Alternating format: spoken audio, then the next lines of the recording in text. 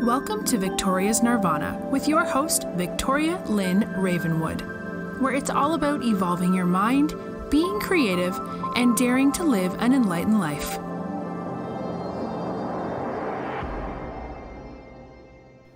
Hello, and welcome to episode 4. Today I'd like to talk about new beginnings. Actually, more specifically, the space between a new beginning and an old ending. About trust and surrender and the beauty of things unseen. In the fall, the chlorophyll in the leaves of all the trees dissipates. And as it does, all the other pigments on the trees start to show. All these beautiful colors come out. Those colors were always there, the pigments were always there, but the chlorophyll was keeping them green. And that's all we could see for the rest of the year. It's an unseen thing of beauty that is there within the tree, but another element of life was there to keep it hidden from us. And very often things that are unseen are more beautiful and more exciting when we finally get to see them. They're there the whole time, but we just don't have access to them at the moment, and we just don't have it within our everyday experience just yet. So we don't get to enjoy the beauty. We don't even realize that it's there until it finally shows itself to us. And that's a lot what new beginnings are like. And we get stuck in that space between an old ending and a new beginning. We see it as a fallow time. And this happens a lot for writers and artists when they're developing a new project. And before the beauty of that work comes out, there's this fallow time of germinating what's going to come next and what they want to create, where you're kind of working in partnership with the universe and you're bringing forth what you would like to create from within yourself, but then the universe comes in and has a bit of a say as well. In quantum physics, they talk about it as waves, and all of creation is in flow and in a wave of momentum of moving forward and moving through things. And in Native American philosophy, they would say that everything is in a circle, everything is about cycles. But we get stuck in this space between an ending and a beginning because the fallow time makes us feel like we're losing something or we're missing out on something, and we start to panic. Do we mess up? Do we need to go back and fix something? Did we ask for something new? And sometimes it can be a gift where we actually might enjoy relaxing if we would just let go and relax and trust that a new beginning is coming. And this happens a lot around this time of year because so many people make resolutions and are using their willpower to try and force it to start on January 1st with everyone else because it's the thing to do. And granted, there's a lot of momentum from so many people trying to create that intention for themselves all at once, so you can ride a little bit of that energy of the group mind. But a lot of people are still getting over the previous year or in an ending that hasn't quite completed, and others are in that in-between space where they really don't have yet what their co-creation with the universe is going to be and what is coming in next for them. So some more basic resolutions can be easier to start than others, but the bigger things, the very life-changing things, can be much harder at this time if you're not conscious of where you are in the cycle and where you are in the flow. You need to trust and lean into the flow. Let the waves take you where it wants to go. Be comfortable in the unknown. In the medicine cards by Jamie Sams and David Carson, these are Native American medicine cards, they speak of the Black Panther embracing the unknown. And it simply is to let go and trust and stop trying to mentally figure things out at this time. You may need to comfort fears of the unknown, they say, of being less than you truly are, or an inability to simply be. They say let go of fears that appear as obstacles or barriers, embrace the unknown, and flow with the mystery that is unfolding in your life. The next step may be leaping empty-handed into the void with implicit trust. And that's where so many of us have a problem and get tripped up. We don't like the unknown. We don't like the invisible. We don't like things we can't see. But just like the trees and how their leaves change into these beautiful colors, it has been there this whole time. The pigments have been there this whole time. We just couldn't see it. So many other areas of our life are just waiting to unfold and show us the beauty. We need to stay open and embodied so we can see opportunities. In the book Frequency, The Power of Personal Vibration by Pierce, he says, a low personal vibration blocks your soul's reality and you suffer from lack of wave movement. And he relates this whole idea to quantum physics and that waves move through all obstacles and that if we stand still, we become an obstacle to the wave, the flow of life, and it causes us a lot of problems. And he lists 7 ways that you might get stuck. One is a cycle of growth is complete, but you haven't realized it yet and let go. 2, you don't use what you've been given, or you want more than you can use, and that just puts you completely out of sync. 3, an experience triggers a memory of an earlier similar negative experience, and that pops you right out of flow. 4, you talk about what's not, what hasn't happened yet, what might never be, what you don't like, what you don't do, or who you aren't. And in that way, you're describing things that don't exist, and your body just does not understand that.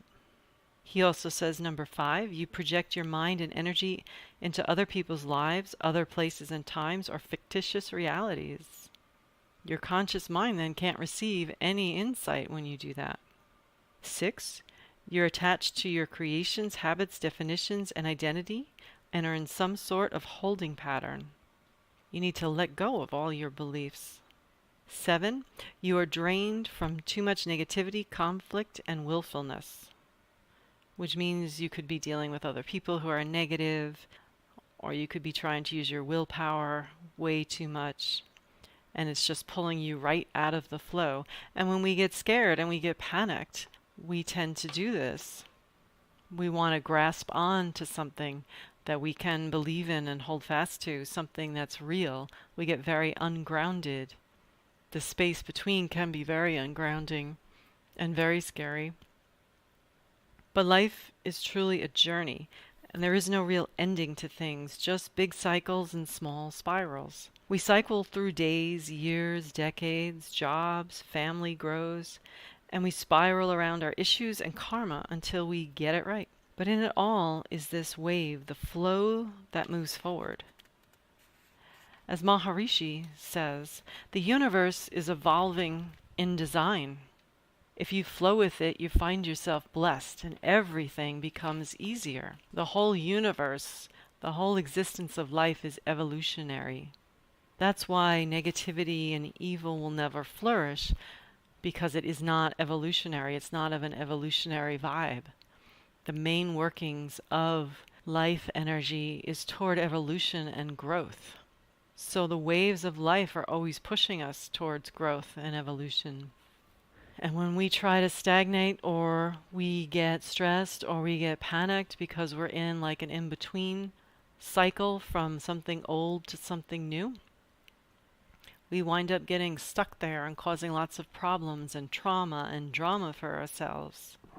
And we need to step back into the flow and surrender and trust and know that there are things unseen, things invisible right at the moment that very soon will look beautiful to us and wonderful and exciting if we can just go with the flow, ride the waves to where it wants to take us.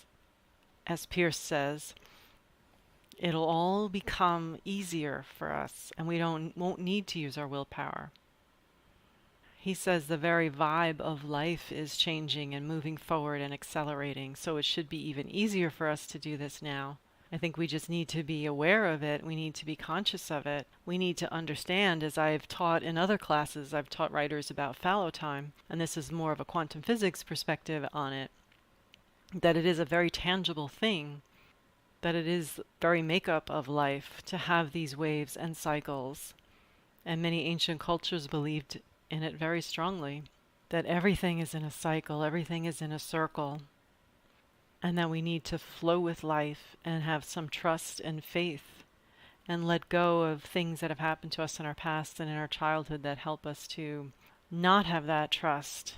We often aren't taught how to move through a cycle, how to flow with things, how to see opportunities in darkness, how to be comfortable with the unknown. We're taught to fear the dark, to fear the unknown, that it's an enemy, that we should always be active and productive and racing through everything in life, that we need to show success and we need to compete and do better than anybody else. And on January 1st, this happens a lot because people make resolutions and they decide that they must happen and they must be put in motion right now. And in a couple weeks, if they're not and they give up on stuff, they don't realize that they may have just been in an ending, or they may have been in an in-between state, in that in-between space.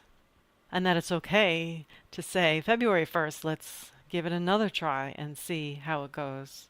We don't honor the more feminine, receptive, relaxed, comfortable with the unknown state. We just honor this active masculine state of rushing out and competing and doing. But both states complement each other really well. And when you honor them both, everything can run so much more smoothly in your life. Things become so much easier because the very makeup of life is masculine and feminine, is receptive and creative and evolutionary. It's all evolutionary and growth-centered. Life is a journey, not a destination, is a very true statement, and we need to get back into that mindset and allow life to come in a much more holistic way to us and flow with it and be okay with any fallow time or space between an ending and a beginning. And then see how much easier everything happens for us. And if your resolutions don't start on January 1st, that's okay. Restart them again on February 1st. It doesn't matter. It only matters if you're comparing yourself to other people, or you're competing with someone, or you're allowing group mind to tell you you're a failure because your resolutions didn't work out and you didn't follow them every single day from January 1st. Honor the cycles of your life. Honor the pauses in between beginnings and endings. Remember how beautiful all the colors are on the trees in the fall, and that those colors are there all the time. We just don't see it. It's only when the chlorophyll is pulled away and taken away and the summer has ended that the pigments come out on the leaves and it looks beautiful. And then in the winter, when the leaves fall off and the trees look so barren, we know that spring is coming. Spring is always coming. You can't stop it. It's a cycle. It's one of the biggest cycles of life.